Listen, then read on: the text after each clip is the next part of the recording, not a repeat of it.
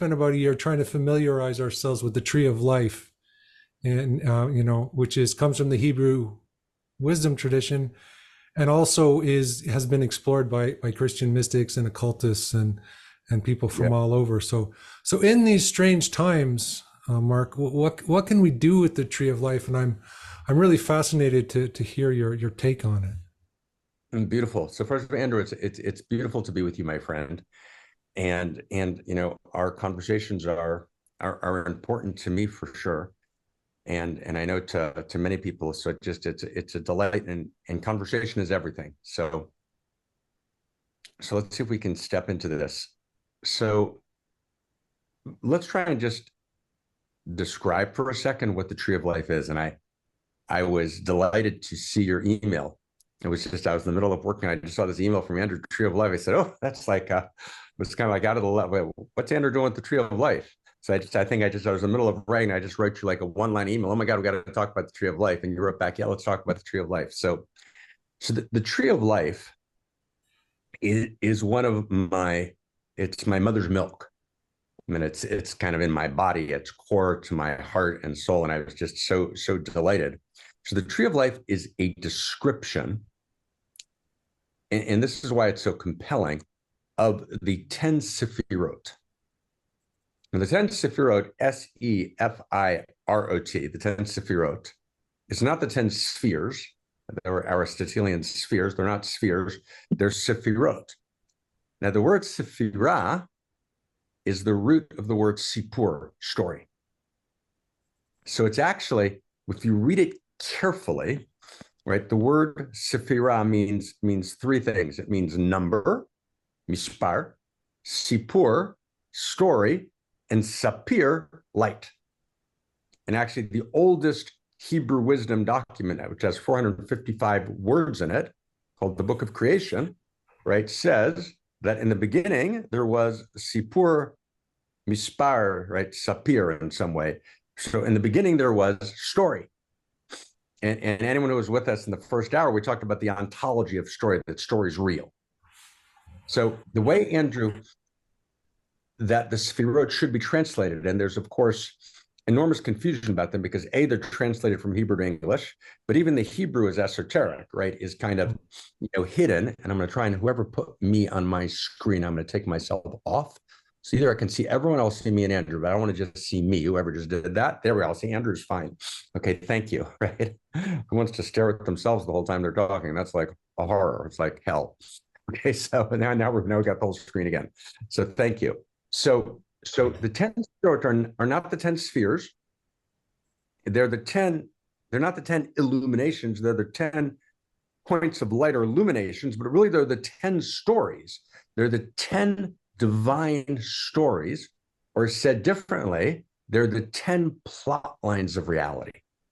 Now, you won't find this in Aleister Crowley, in Christian occultists, but nor will you find it in kind of most of the popular Jewish renditions of this, because they're just kind of doing translations in a certain way, and they don't actually get to what I would call the second simplicity. So I'm cutting through an enormous amount of literature and going to the core of the core.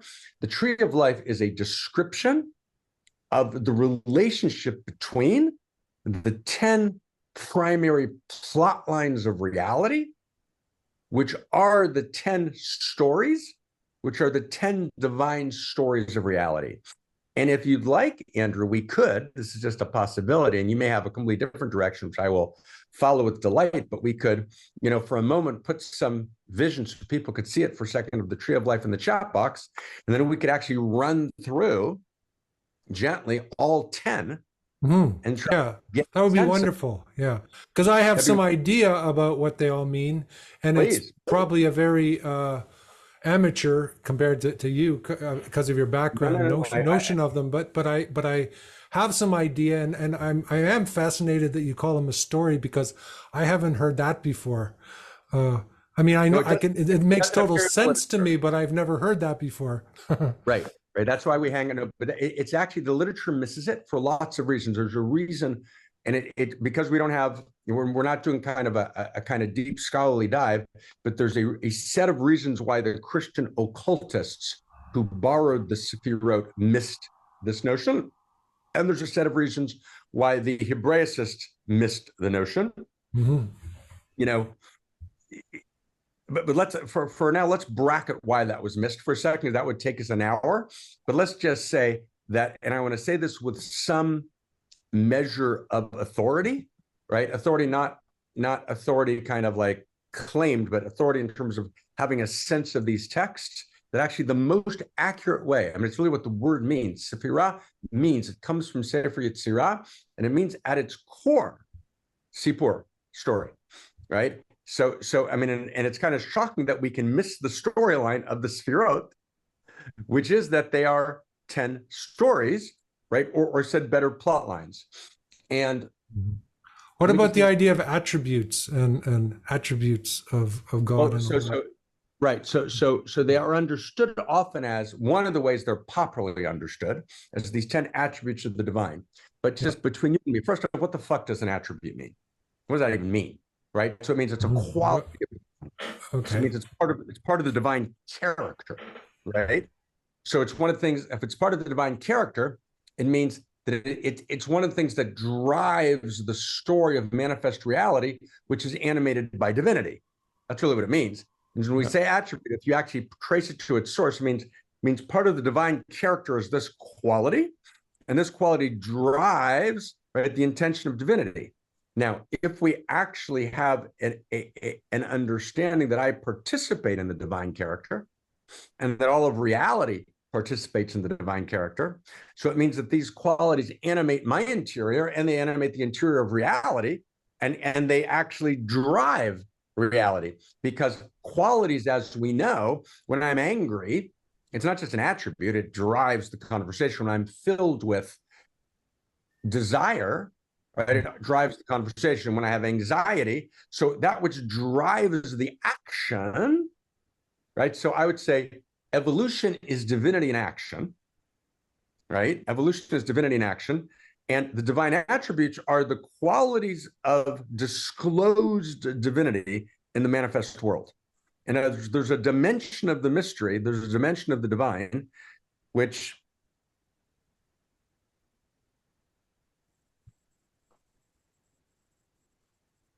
but then we begin to talk, right? And we move beyond the silence, we move beyond the I mean, it's even beyond nirvikalpa samadhi, right? In Kashmir Shaivism, it's the Ein Sof, right? It's ultimate, it's ayin, right? It's pure no thingness, but I can't even call it no thingness. There's no conversation. It's before all manifestation, right? So that's, but then when I go to manifestation, then there's this disclosure. There's this revelation. Manifestation is revelation. I'm disclosing myself because manifestation is a love story. And whenever I'm starting a love story, I've got to share something of myself, right? And I want to go, oh, let me, right? That's why there's a certain date that we have when we're dating. There's like the sharing date. I killed a dog when I was 3. You still love me? Right? I mean, the sharing date has many different dimensions to it, right? But hopefully intimacy means, right, I'm going to share something of me. So divinity, you know, in the name of God we use in cosmologic humanism, we made it up, but I think it's the most appropriate, accurate name of God. We call God the infinite intimate. So God wants to be intimate. So God wants to go on a date with the manifest, right? And going on a date means it's a way of disclosing a dimension of myself. So I'm going to tell you a secret. Why do I like talking to Andrew Sweeney? So I have 2 reasons that I like talking to Andrew Sweeney. The first is primary, but the second one's not immaterial. The first is I love Andrew Sweeney. He's cool. He's interesting. He's a beautiful man. So I love talking to Andrew Sweeney. Second is because a dimension of Marc shows up when he's talking to Andrew Sweeney that doesn't show up anyplace else in the world. So when I love, something in the quality of my love evokes a unique dimension of myself, capital S, that's not evoked in any other way. So when the infinite divine, and I'm talking now in the most esoteric terms, but the deepest esoteric realization, if you can't say it with incredible simplicity, means your realization is actually false and fraudulent. So what we're saying is we're going like to the deepest of the deep of the deep, but then you have to be able to kind of, it's so clear. So when she, infinite intimate, right, makes a date with the manifest, what she's doing is she's evoking a dimension of herself through the love story that wouldn't be available to her in any other way. So when Andrew talks to Mark, there's more Andrew than there otherwise was, because I hope that Mark evokes a dimension of Andrew, right? That's different than what's evoked when he's talking to his partner, Tom. Tom, don't get mad at me. We don't really know each other. Sorry, right? But it's whoever it is, right? Or Claire or Krista. So divinity is falling in love with reality, but in that falling in love, there's more God than there was before, right? And when in the infinite intimate discloses herself, she discloses something that's emergent, that's new. And that's the most radical, shocking idea. There's more God to come through the love story. Sure. Oh my God, we should just like faint here. I mean, it's shocking. That's fantastic. Because from what I understand, from some of the reading that I've done, that one of the wrong ways of looking at it at the Tree of Life is that there's like this idea of the Tzimtzum, which is the reduction of reality, and God reduced himself so that he could come to human beings, because the Tzimtzum is a reduction of reality, or the Tree of Life is a reduction, and that's a dualistic two worlds view. Beautiful. Yeah, whereas there should be a non-dual view, and I think that's what you're expressing, a dual non-dual view, or something like that. And again, I want to be careful. Yes, brother. I want to be careful. I'm always just generally, and I mean this with so much respect and tenderness. I always try and be careful for the sake of getting caught in terminologies. So even dual and non-dual are terminologies that mean particular things, so we can use them for now. They evoke a particular field. What I want to try and do is, just like I try and do when I read science, I want to never rely on any jargon term, as accurate as is and as much as we need it. Let's actually describe the actual experience itself. Like what about the fall or something? Like let's go slow. Let's go back to what you said before, because you said so much before. So I don't want to skip over the beauty of what you said before. So what you said is, if I can just repeat, part of what you said, right? You said it, I think, completely correctly and beautifully, that Tzimtzum, which is an idea that is sourced in the Zohar. Tzimtzum means the contraction, the divine contraction or withdrawal, which is alluded to in the Zohar. It's actually alluded to already in the 3rd to 5th century, but becomes prominent in the 16th century in Luria. This notion that God, right, in the way you described, and it's often described, reduces him herself, right, in order to kind of make room for the world.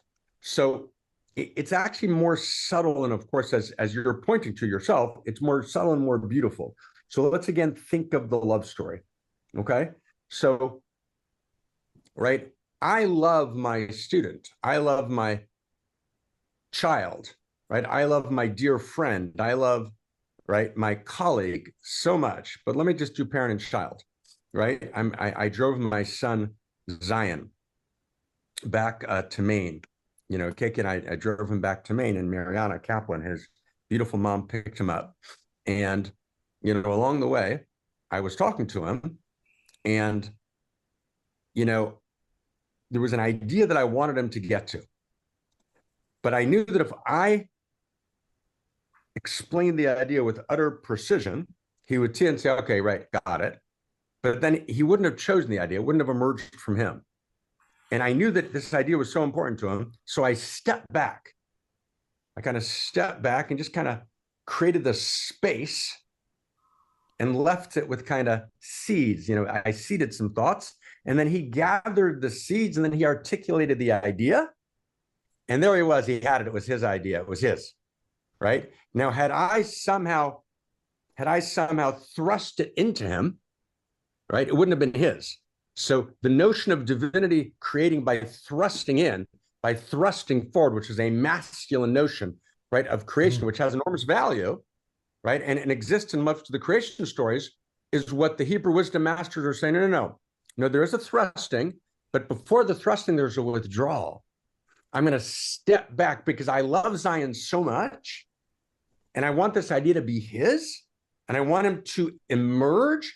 So I'm going to step back and love him so much. So when I love you so much, I step back and I allow you to self-individuate, to form. I even allow you to choose, and I even allow you to choose when you choose sometimes against me. Right? That's Tzimtzum. So Tzimtzum is the interior architecture of mad love. Right? I love you so much that I'm not going to smother you. I'm going to mother you.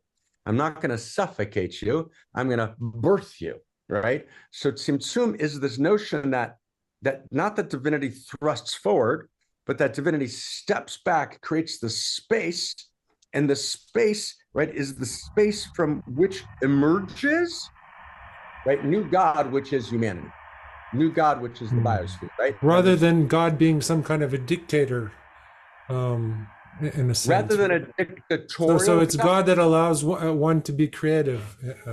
Like another thing I've heard of the tree of life is a description of the creativity. So what happens? So divine creativity, which is ultimate creativity, is withdrawn, steps to the side, and creates this empty space. Now, let's stay really close to each other, okay? So this empty space can't really be empty, right? Because if it's really empty, well, then there's no existence, because all existence ultimately is rooted in a field of being. There is no becoming. There is no evolution without this field of being that nurtures the field. But the space appears to be empty. We call that, it's not ontological tzimtzum. It's not for realsies, which is what ontology means. It's not for realsies. It just appears to be empty. So for example, just to make it very real, right? So I'm in the car, right? KK's driving. I'm in the front seat, right? I'm looking back at Zion, right? So I'm creating an empty space, but I'm actually fully there, right? I'm madly loving Zion, and he can feel that, right? So although I'm not talking, I'm listening to him, I'm facilitating, if you will, right? But I'm actually completely there, right? And so there's a kind of a divine facilitation, right? In which Zion emerges. It appears to be empty space, right? But of course, it's not empty space at all. And any parent who loves a child, right? Any parent, and I'm just using that image, or any lover who loves their beloved, right? Or a friend who loves a friend, right? I actually don't engulf, I hold, but I hold in a way which is called in the lineage touching and not touching, right? Touching and not touching, right? And so it's like, I'm going to marry you with this ring, and with this ring, I set you free, right? That's Tzimtzum. With this ring, I set you free, and yet I'm always there, and I'm never absent. That's what being madly in love is, right? And I'm going to full choice, and I'm going to choose you every second again. Full choice, and it couldn't be any other way. And so this is the space in which freedom emerges. That's what Tzimtzum is. So it's as you so beautifully pointed out, Andrew, it's understood as a reduction of the divine. But let's figure this out for a second, okay? And let's just begin really clear, okay? Our beloved Claire is holding the space, in the Unique Self Institute.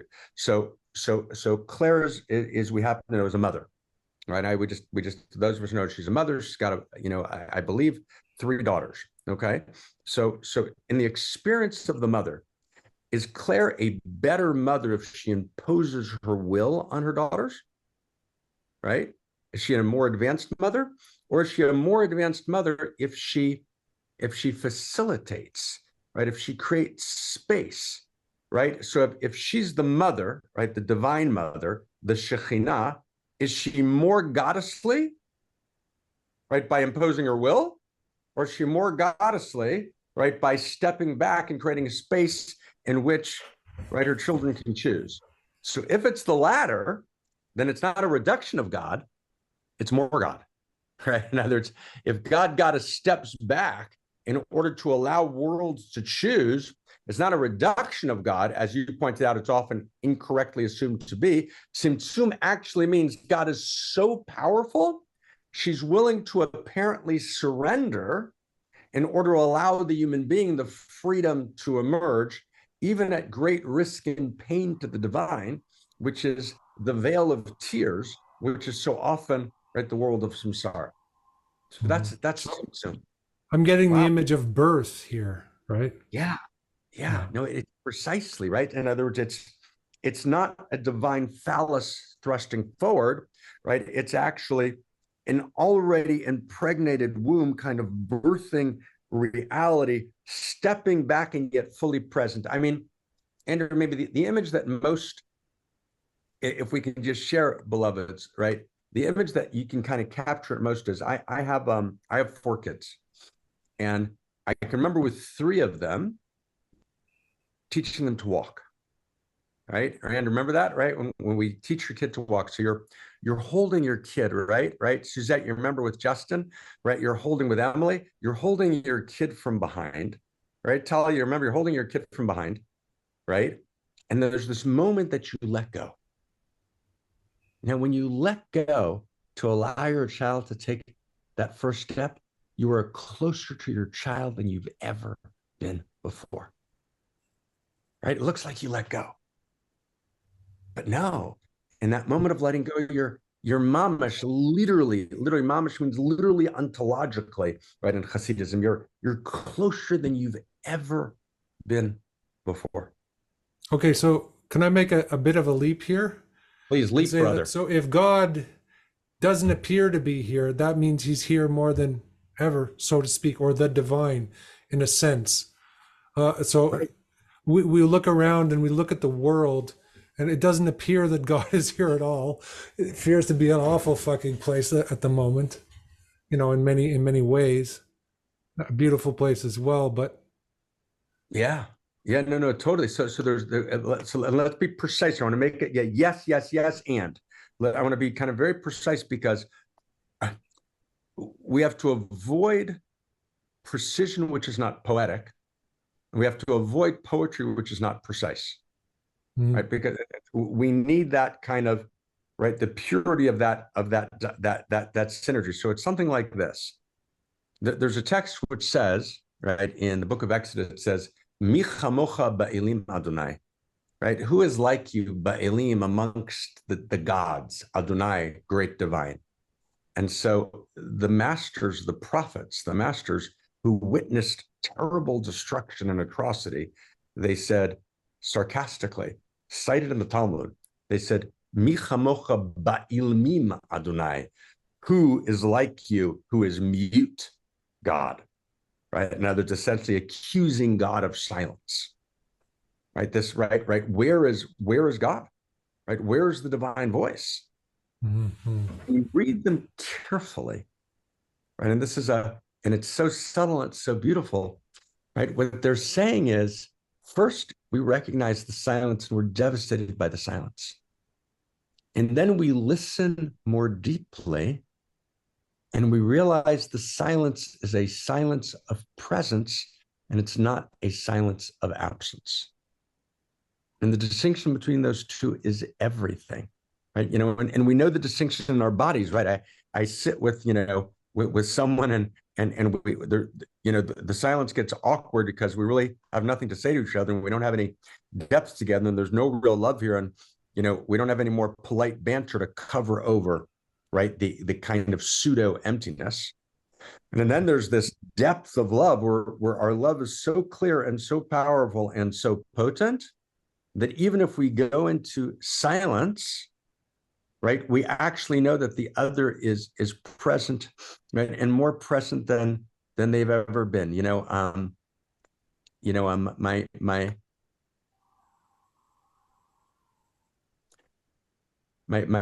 My dear friend, Sally Kempton passed away, and I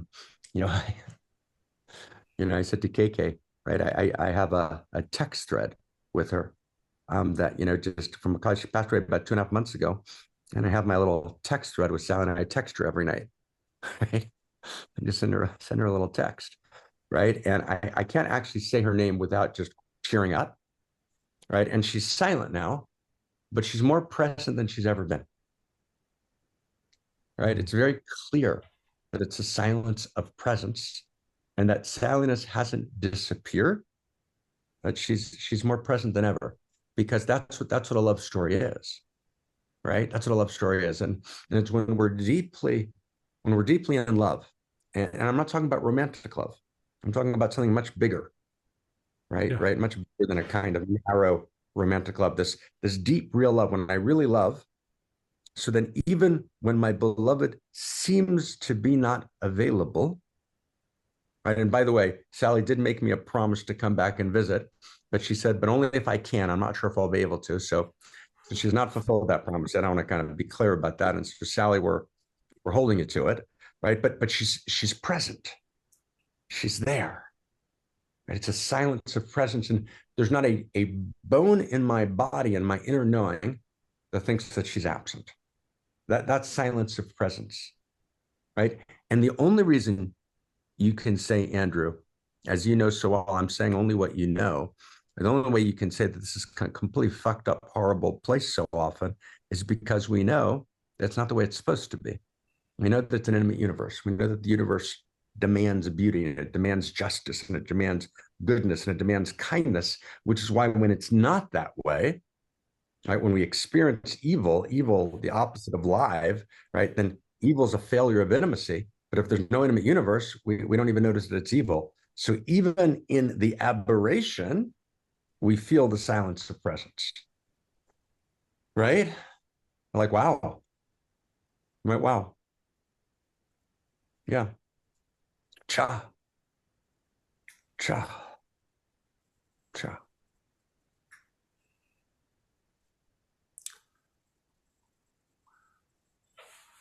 So do you want to start to go through the Sephirot? Yeah. Am I saying that correctly? The Sephirot?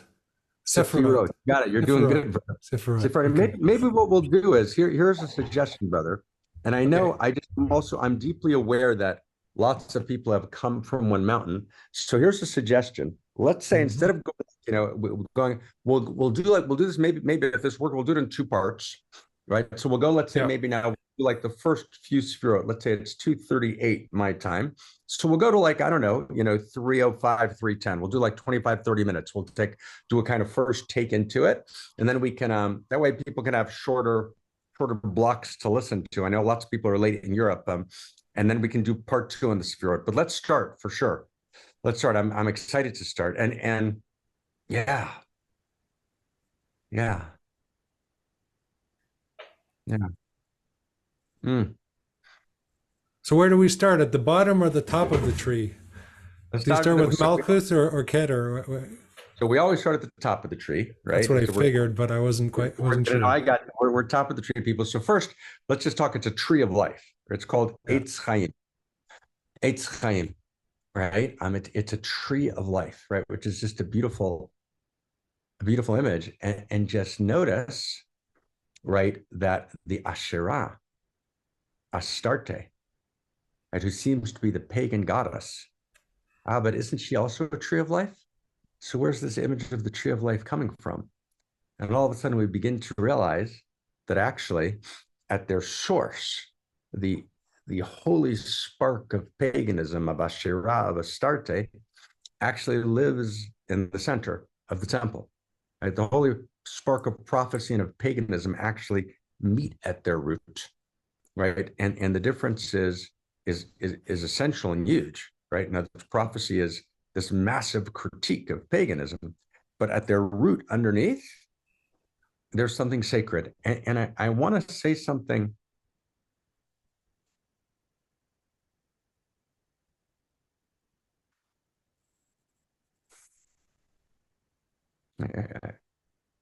I want to say something just because this is the time we're in. My son wrote me this morning, Andrew. He just came from. He was in the South. He's as I mentioned a commandos in the Israeli army for many years. So he was in the South, which is kind of the active zone of Israel, and he just came from one of the boys in his unit was killed. So he just came from a funeral this morning. He texted me, and we just spend the last 4 or 5 weeks talking about Israel. So I don't want to talk about Israel and Gaza and the whole story now in 1 minute, because it's anything briefly would be to distort. But I do want to say something, but only in the context of everything else that we've said, right? Because, that Hamas is a culture of death, and that we have tragically little choice now but to Hamas is holding the world hostage. Hamas is holding universal love story hostage, and we need to respond, right? And we need to respond, with fierceness, right? And we need to hold with a broken heart every innocent woman and child and man, right? And it's in this insane impossibility, right? So having said that, I just want to say one thing, because we talked about paganism and prophecy. Paradoxically, I believe that in the long term, Hamas can be transformed. And I don't mean the individual members of Hamas today in this moment that have committed atrocities. Right? Sadly, there's not an option for let's have a conversation. That's obviously not what can happen. But fundamentalism has a sacred spark, right? Just like orcs, in Tolkien, were once elves, right? And the tragedy of the West is that the West has responded to Hamas, as we said a little earlier today, through Barbie, right? In other words, through desiccated, postmodern, and vapid flatland, right? Yeah. To which fundamentalism says, "You kidding?" Right? I'm willing to die, right, for what I believe in, and then this desiccated, degraded love story destroys reality. So Hamas will never be won over by postmodernism. When I say Hamas, I don't mean the individual members of Hamas. I mean, right, fundamentalism. It's going to be won over by a better love story, right, by a more powerful love story, right. Now, that's not an immediate possibility, right, but actually, there's a larger arc. And the larger arc always is in the Hebraic sources that the B'nai Banav Shel Haman Lomdim Torah B'Bnei Brak, right? The children and grandchildren of Haman are studying Torah, right? and actually producing the greatest masters, particularly Akiva, right? Who's the greatest master of Eros and love, right? Comes from, right, the place of depravity, right? And so, so ultimately, we can't write any group off. No, you can't write anyone out of the circle, because then we get involved in a holy war, which we forget why it was holy to start with. So, right? So that's just important to say. So the prophets and the pagans, that's how we got here. The prophets and the pagans, right? And all of prophecy is a campaign against paganism, right? As Yechezkel Kaufman, the scholar, correctly points out. And yet, if you read carefully Hasidic sources rooted in Luria and in the Zohar, and later in Cook, right, there's this recognition that there's the sacred spark in paganism, right, that can be liberated, right? That's the tree of life. Can I respond to that a little bit? Totally. I just last sentence, and it's all yours. Sure. Excuse me. Sorry. No, not at all. Just completely yours. I just wanted to the last sentence. So that's what I mean by the tree of life. So the tree of life, it's a very, very provocative, subversive image that you could miss, right? In other words, right, this is not a sacred Torah scroll, right? This is the tree of life, right? You cannot, if you're familiar with the biblical text, not think Astarte and Asherah, right? Which are the sacred trees, right, of paganism. So there's this liberation of the sacred spark and the sacred tree of paganism in these life stories of the tree of life. So that's this hidden, esoteric, subversive strain that I wanted to just tenderly unpack. Sir, brother, thank you. Thank you for being so patient with me. Well, yeah, I was thinking about also the same thing. It's like, it seems that the forces in the world that are the most, dangerous and malevolent at the moment are on one hand a kind of postmodernism or secular education, people just without a clue, who are actually quite, educated and smart. And then on the other hand, on the other hand, people that are pagan in the sense that the Nazis were pagan, right? Right. Like that's what you're talking about. That's right. It's not pagan in the sense that the American Indians were pagan. No, and a kind pagan in the of sense that that they are a death cult. Even worse than the Nazis in the sense because they're talking about God. So no. That's right. There is a kind of orgy of death, right? In other words, and the commander of Hamas says, right, and he said, we love death like the Jews love life, right? In other words, and it's important to understand that. I would just one bracket for a second again, just for the poetics of precision, the precision of poetics. The problem's not postmodernity, right? And that's a mistake that my colleague Jordan Peterson makes often. Right. Right. And it's a particular strain. Postmodernity itself has many important contributions to make, right? A desiccated, flatland postmodernity, right, that doesn't understand, right, that there is intrinsic value, yet evolving value is the problem. But postmodernity, qua postmodernity, right, actually has important intuitions. And one of them is, when modernity comes along and proclaims universal human rights, what they mean is white men in England, right? In other words, and postmodernity and modernity forgets that women might want to vote, right? I see Simone here. We wouldn't let Simona vote, right? But she's kind of, but other people we might let vote, right? Right. So, you know what I mean? We wouldn't get carried away here, these Italian professors, but, I don't know if we'd let Suzette vote, you know what I mean? But, Terry, would we let Suzette vote? No, probably not. Okay. But I'm saying, so modernity was problematic. So postmodernity comes and says, postmodernity was this evolution of value, which says the people on the fringes, the people on the edges, and postmodernity also did something very important. It said, you motherfuckers violated history, right? And actually, let's talk about what really did happen to the Indians. That's really important. The Indians were holy and sacred. Postmodernity is important. Critical race theory has important things to say. And wokeism has important things to say. We have to first steel man what's woke saying that's important. And I see my friend Becca here, right? And Becca actually is an important expression of some of really the important and holy expressions, right, of woke culture that are really important and sacred and true, right? So we don't want to dismiss woke culture as important, gorgeous contributions to make.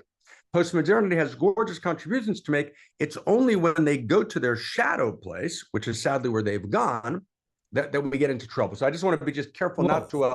They're. On the campuses, it's crazy right now, right?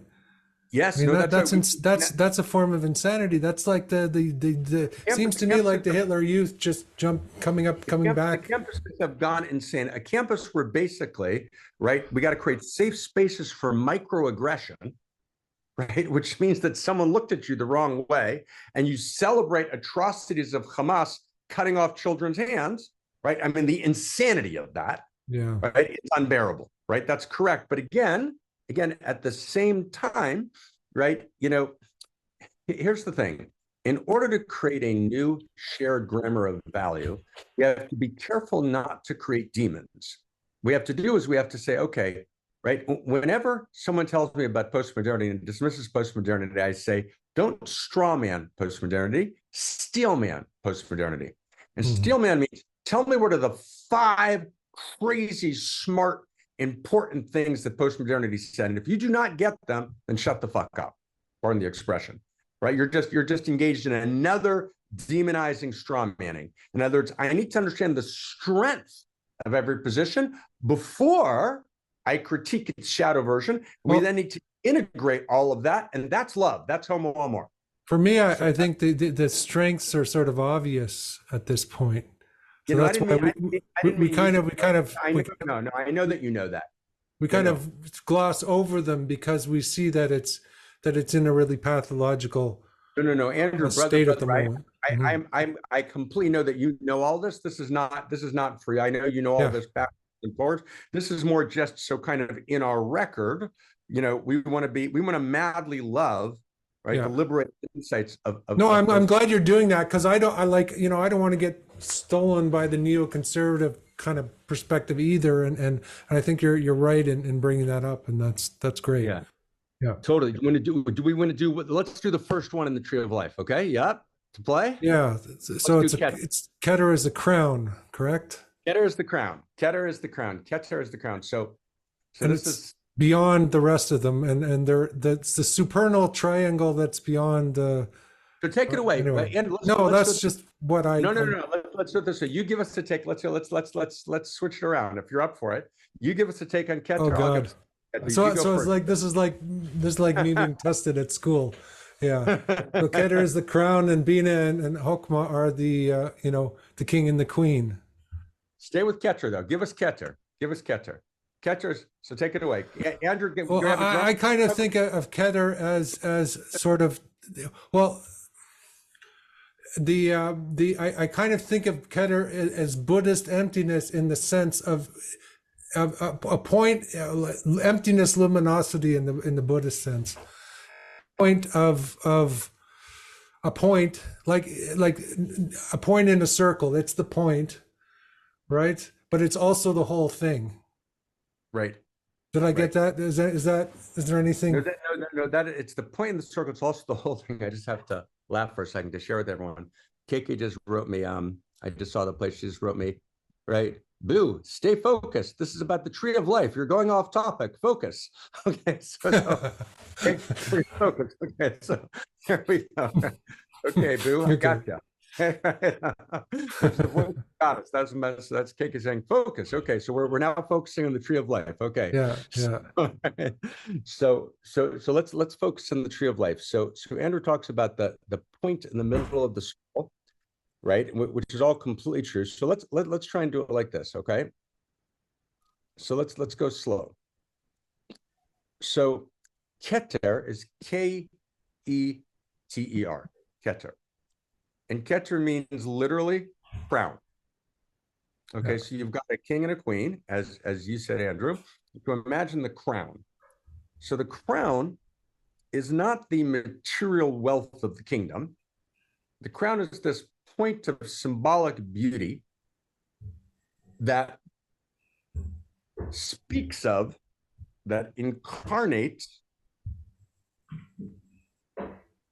royalty. Okay, so now the question is, what is the place in reality where I, without seeing the king or the queen, I just see the crown, right? It's the symbol. And what's the ultimate symbol of reality? Okay, and that's what the Kabbalist is asking. That's what the tree of life is asking. So you've got this crown. Could be enlightenment or something like that, right? Enlightenment, right? There's no king, there's no queen. Right, so the crown is a symbol, so we know that. So in other words, the crown is symbol exponentialized. Right, does that make sense, everybody? Right, it's symbol. Right, it's a symbol. It's the ultimate symbol. So now here, the interior scientists are making this very dramatic, stunning realization that we've already, because that's the magic of the intimate universe, we've already talked about today. So Keter, the symbol, is called shtika. It's called silence. So in the interior sciences, Keter itself is the place before speech, because speech is manifestation. Right? So all of the Sephirot are stories, but the highest Sephirot is actually before story. Right? It's the silence from which reality emerges. Okay. So meaning it's what we and not by coincidence, but by the design of the intimate universe, we've already pointed to it today. So Keter is the ultimate silence of presence. And that's what Keter is, right? The ultimate silence of presence, which is the ultimate symbol. Now let's stay close to everyone. So the ultimate symbol is actually not a crown, right? It's actually not a physical crown. The ultimate crown, right, is not a piece of land, right? It's not a crown. The ultimate crown is the silence from which speech emerges, okay? Right, and it's the place which is beyond all words. So we'll stay close for a second, friend. So that's called Keter. So I'm gonna try and just, let's stay in the kind of the interior science lineages just for a second. So there's a word, Andrew, since we're celebrating, Hebrew today, the Hebrew language, just like we do Sanskrit when we talk about, let's say, a tantric text. But our English, we talk about Old English literature. So there's a word in Hebrew which is kacha. And maybe Talia will help me and write it in the chat box in Hebrew and English. Maybe she might. You never can tell how she's feeling, but maybe, right? So kacha, there we go. Kacha, there. Well, let's look in the chat box. Thank you. Kacha, and kacha means in Hebrew not quite likeness, although there's something else that it means kacha, which means, and Talia will validate if I'm making this up or if it's true. So I'm being tested here. So kacha means when you say to someone, hey, I want to do it this way. And they say, why do you want to do it this way? And you're just done arguing. You say, kacha. And kacha means it's just like this. But like this means not like something else, meaning kacha. This is just the way I'm doing it. Meaning I'm not offering any more explanations. Kacha means just because. Right? Kacha. Okay? So I used to have with my older son, right, Eitan, a series of debates when we lived in, near Kfar Saba in Sufim. And there was a certain point where Eitan would say, Abani lo maskim. Says, Dad, I don't agree. I've showed this that this is right. Says, Abani lo maskim. Dad, I don't agree. I'd say, Lama? Why? He says, kacha. That's the way it is. Just because. Now here's the thing. And then he goes quiet. If you violate that kacha, you violate that silence of presence. You violate a ton. When that kacha emerges, you got to step back. What he's saying is, I can't put it in words, right? But you may be right, you may be wrong. I can't accept that now. I can't, right? And so he creates a kind of kacha just because. Now here's the best reason to do anything in the world is just because.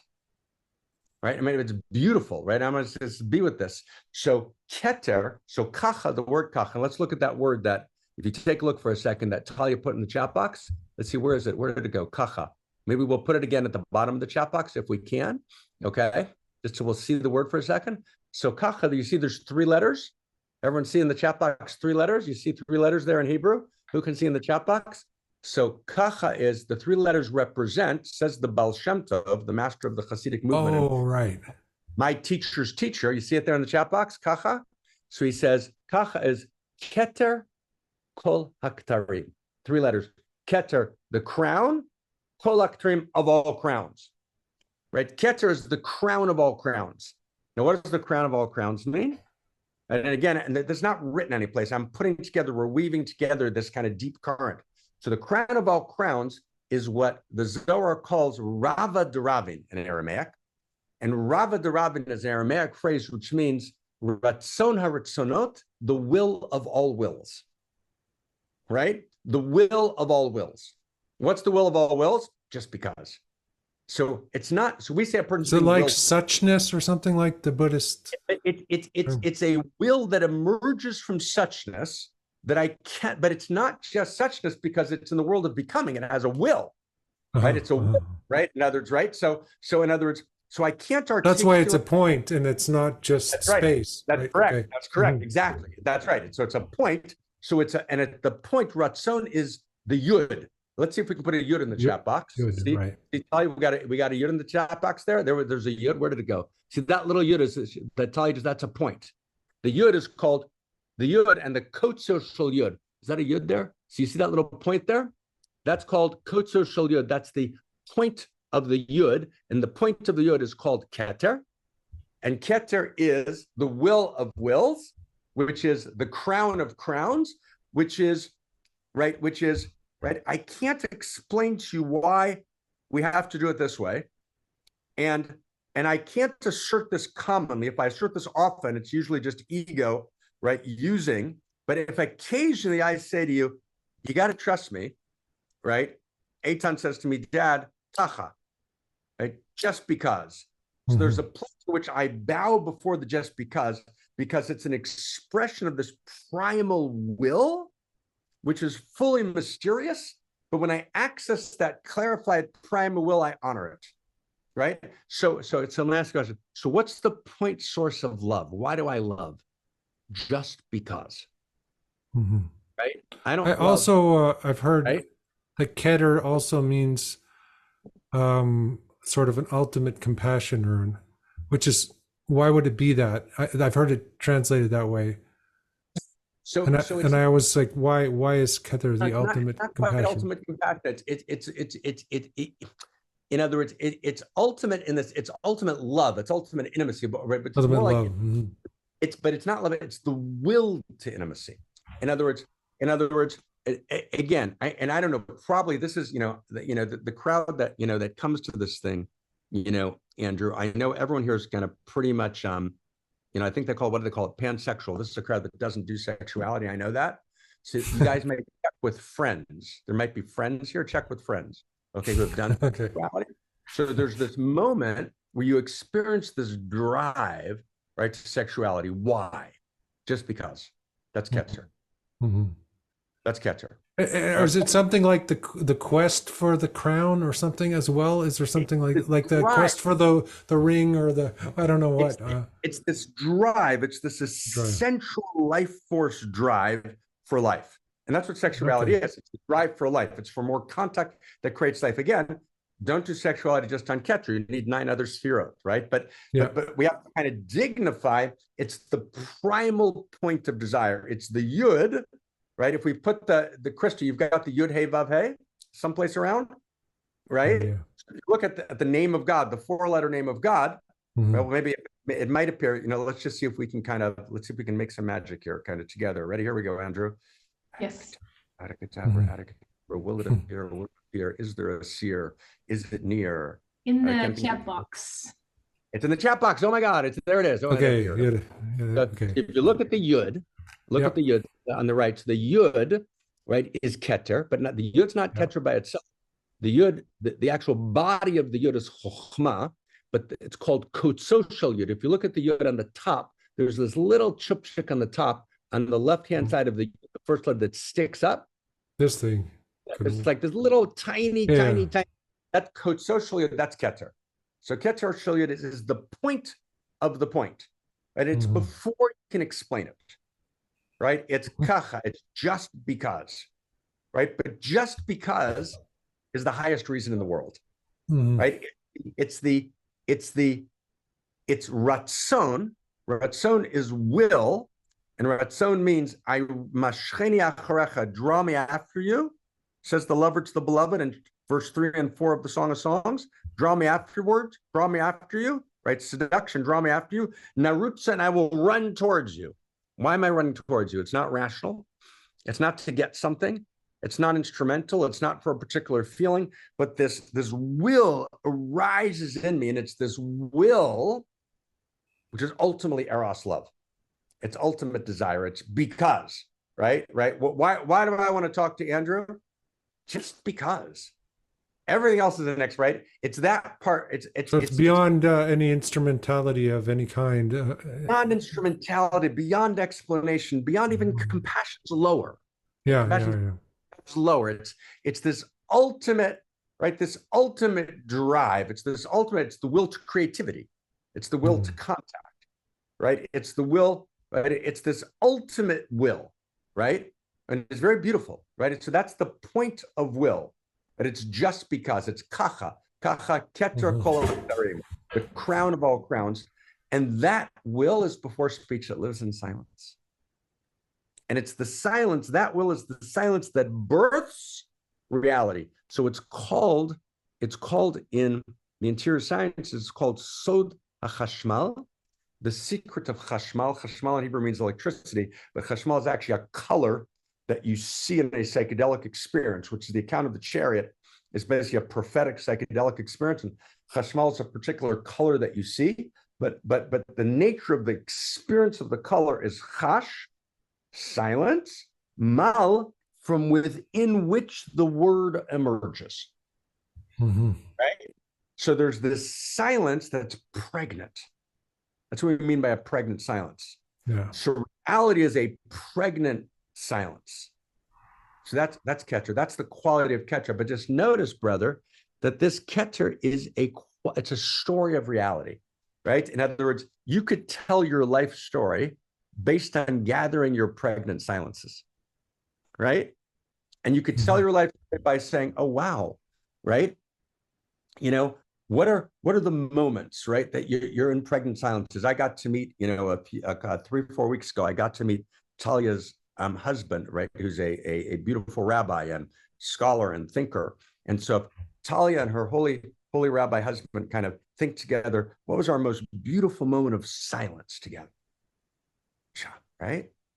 Like, wow, right? Terry and Betsy, I think about what was their most beautiful moment of silence together, right? And it doesn't have to be husband and wife, right? It can be son and daughter, friend and friend, right? It can be, right? In other words, we can be in Holy of Holies, right? And Ted and I can think, wow, what was the moment we were just in silence together, right? Benjamin, right? In other words, I can tell the story of my life, not by the words spoken, but it's the sacred autobiography of my silences.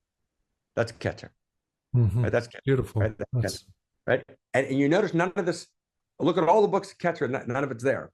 Because you can't, and again, I mean this tenderly, and it makes me cry, right? I mean, the truth is that whenever I do direct teaching of Hebrew wisdom, I kind of cry, right? Because it's really what I really want to do all the time.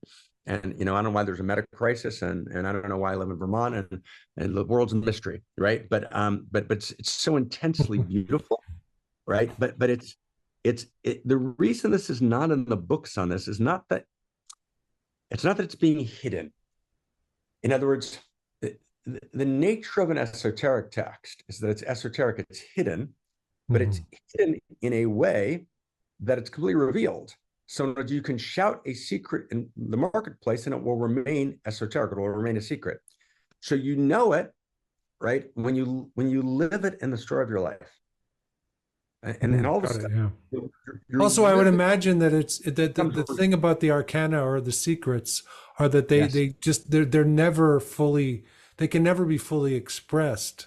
Right. So you're revealing the essence of it, but this will be, this is infinite. Totally. This infinite. You can talk about Keter forever, probably. Like, for not only forever, yes, forever, and uniquely forever. So in other words, the vector of reality being Andrew Sweeney, that is forever, right, is different than the vector of Kirsten Zohar, right, that is forever, which is different, right, than the vector of Suzette, which is forever, which is different than the vector of Jacqueline Lilith, right, that's forever, right? In other words, there's a quality of forever. There's unique vectors of eternity. It's like so stunningly beautiful. And the reason you know it's true is you just know it's true in your body. That's what we talked about. Through my body, I vision God. You're like, oh, I can rest in that, right, Simona? Right? I can rest in that. We didn't let you vote, but we know you're right. She's right. You can rest in that. Wow. So we did one, huh? We did one. Are we moving on? Are we gonna? Do we dare move on, or? I think we hold, right? We're at 310, but we did one out. We did one out of 10. That's a good start, right? Right? They're so crazy beautiful, aren't they? Yeah. So crazy. I mean, I think I might I think I'm understanding why better why I love them from talking to you. So thank you for that. Sure, right? Can we, Andrews, with your permission, we are in your achsanya, we say in Aramaic, we're in your home in Parallax. So can we close with a chant? Is that okay? Of course. Yeah.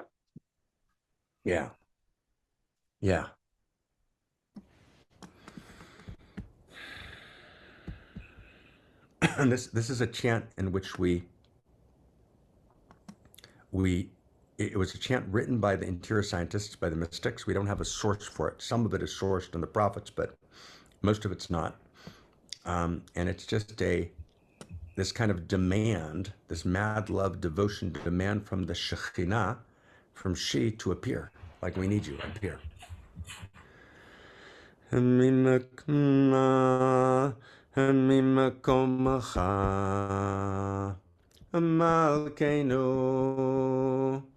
Tofia, from your place appear. V'tim loch, and be our queen. Aleinu, ki mechakim anachnu lach, because we're waiting for thee, she. ממקומך מלכנו תופיע ותמלוכי עלינו כי מחכים אנחנו לך. מתי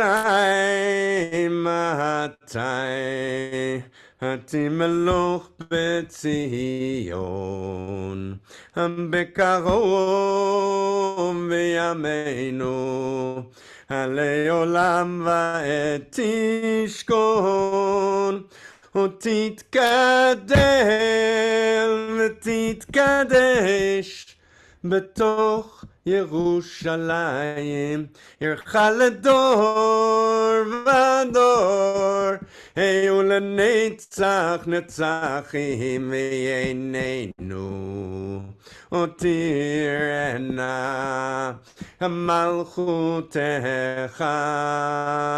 כדבר האמור ובשירי עוזך על ידי דוד משיח צדקך.